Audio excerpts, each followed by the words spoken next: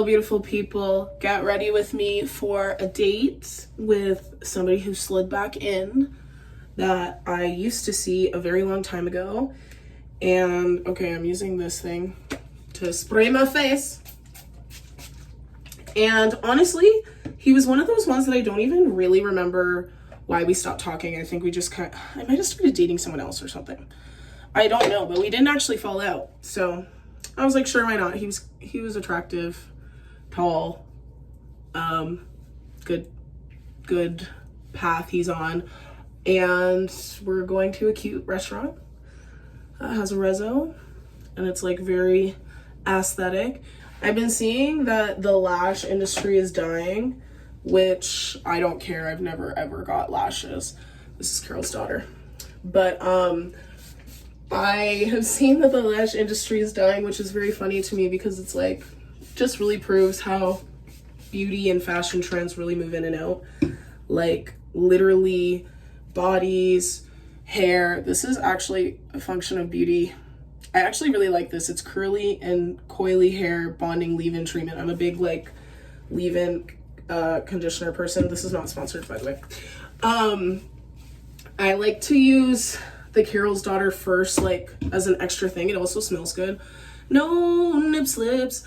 And I used to use the shea butter, like castor oil one, but it's kind of too thick. This one's like the right texture, but I also, if I'm like going somewhere, I use 3 products.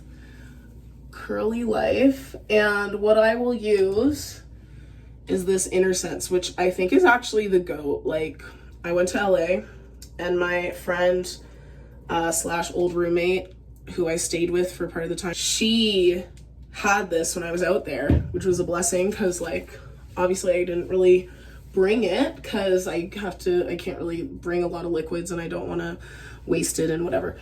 And sometimes they throw stuff out and I hate that, wasting product. So, but she ended up having all the products and I was like, bless up. So yeah, that's pretty much all I do. And then if I feel like my ends are super dry, I'll do extra. And they are, because I probably need to cut my hair, which I honestly want to learn how to do myself. But I just kind of like this. Jumbity, jumbity, jumda. Jumbity, jumbity, jumda. And let it dry. I also am probably going to walk there. Have you heard of hot girl treks? I'm very into the concept of hot girl treks, which is my mutual Clark was talking about it. I need to cut this like that. Where she goes on like 14-mile hikes. That's a lot. I don't know if I can do that much. She says it takes her like 5 hours. But I really like the concept of like just vibing, walking around your whole city like for leisurely cardio, if you know what I mean. So I don't know, I may consider that. Oh, and by the way, the moisturizer I use it's from Shoppers Drug Mart. I don't really know what it is. I am probably going to be kind of late for this date, but I realized I have a thing for being late on the first date. And this isn't our first date. Like, we went out a couple times, like, I don't know, a year or 2 ago. But it's like our first date in however long.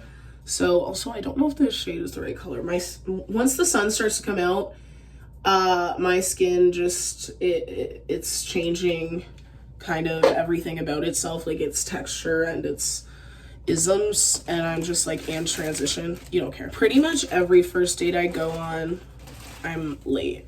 Not that late, but sometimes that late. Depends how much I care or don't care.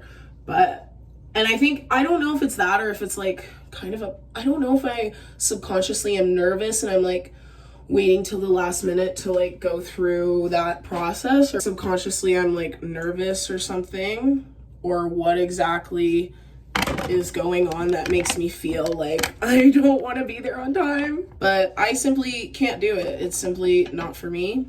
And I think it's good to test somebody's patience, especially if they are a guy. Because no, that's not why I do it. I don't even do it intentionally. It just happens. But honestly, I'm never like that upset with myself about it. You know what I mean? Because, you know, you can wait a little one too for me. I also think that like being early is rude. Okay? Like, just don't be early, please. My God.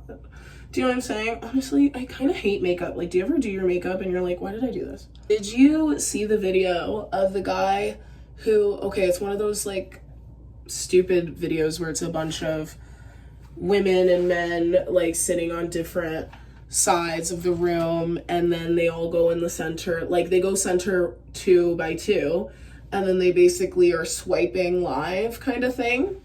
It's one of those live swipe things, if that makes sense. And oh, that looks better now.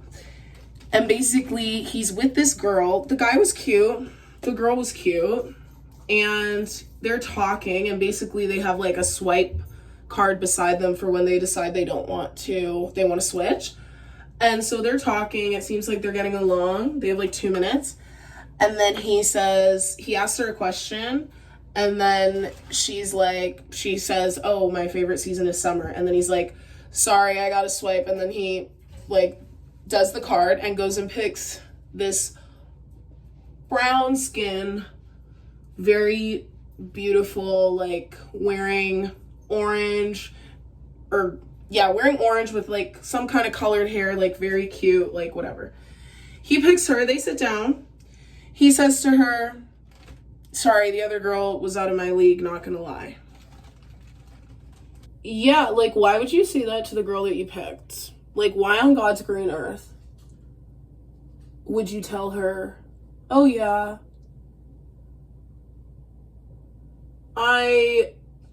you're more in my league, you're below her? Like, what is wrong? What is genuinely going through your brain? My favorite thing to do is like sketch an eye, because I feel like it's less easy to fuck up if you sketch it. Does that make sense? But this isn't great, but it's not bad. Like, why would you ever say that to someone that you just picked? Like, you just dissed her, which is in turn gonna make her switch on you. And then she switched him and went and picked a girl, as she should, because like, what? Why would you do that? I think some guys have like an embarrassment kink or something. But the thing is, of course he humiliated himself, but it made me think about how guys date sometimes, and how sometimes, like, even if he's a nice guy and you think you're limboing for that, which is a term I coined, by the way, limboing for when you go below your standards. It's not just in dating, it's in life. Like, say you're really hungry and you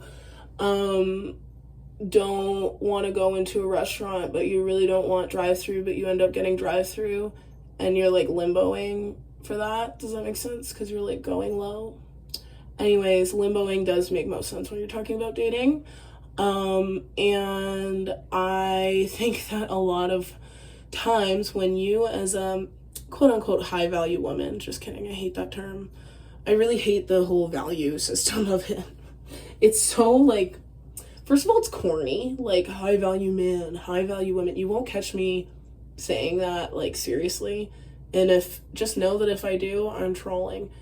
And half the time I am just like being kind of satirical, but people think I'm serious. And I'm like, you guys, I want to do stand-up comedy when I'm 40, okay? I don't want to be a politician. So keep that in mind when somebody's saying things. Anyways, I feel like, oh, that's a lot. I feel like a lot of guys don't know what to do with more than they expect, or like with somebody they perceive to be out of their league. So, I don't really know why that's so embarrassing to me, for him to be like, she's out of my league, to the next girl that you just picked. Sorry, who you think is in your league. It's one thing if you're like, she won't go for me, but why would she be there? It's so weird.